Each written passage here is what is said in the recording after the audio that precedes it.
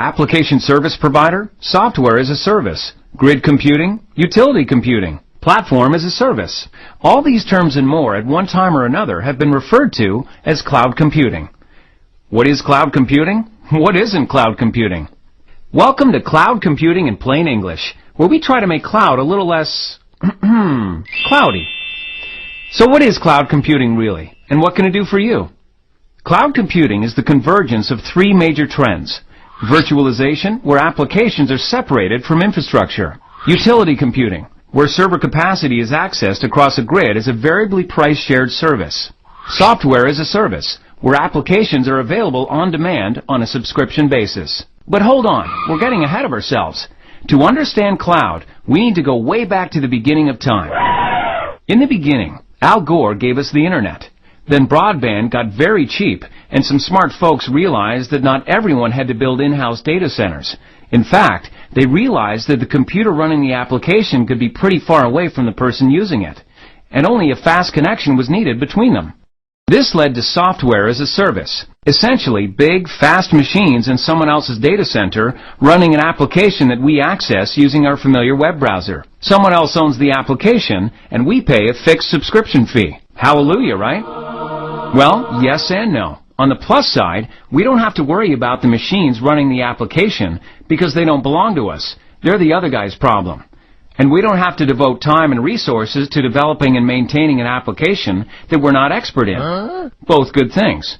But at the same time, the one-size-fits-all approach didn't work for large enterprises with complex requirements. Some companies didn't like the idea of data outside of their firewall, and the subscription model didn't align cost to usage. What enterprises wanted was the convenience and simplicity of SaaS, with the flexibility of traditional computing. A hybrid that allowed any software to be easily run as a service in a data center that someone else owns and manages. But applications were so darn difficult to deploy in a new environment. And then came virtualization, and it was good. With virtualization, applications and infrastructure are independent, allowing servers to be easily shared by many applications, and applications to run virtually anywhere. That is, as long as the application is virtualized. Virtualizing the application involves packaging the application bits with everything it needs to run, including databases, middleware, and operating system. This self-contained unit, a virtualized application, can run pretty much anywhere. If it can run anywhere, it doesn't have to run in your data center or in the application provider's data center. It can run in the cloud. The cloud is a computing service that charges you based only on the amount of computing resources you use.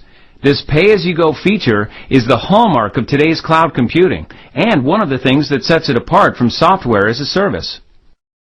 So, why adopt cloud computing? Basically, you can't afford not to.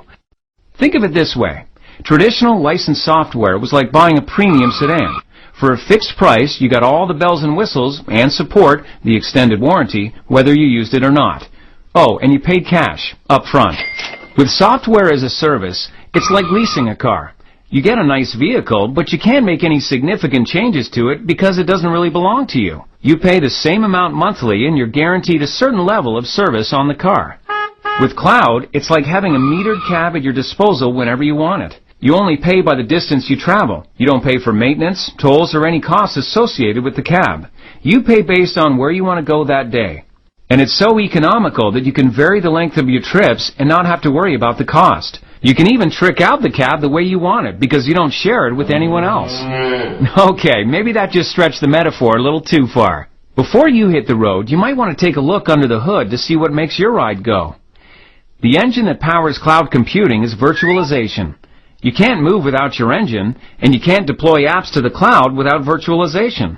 So the first stop in any cloud initiative is to adapt applications to run as virtualized images.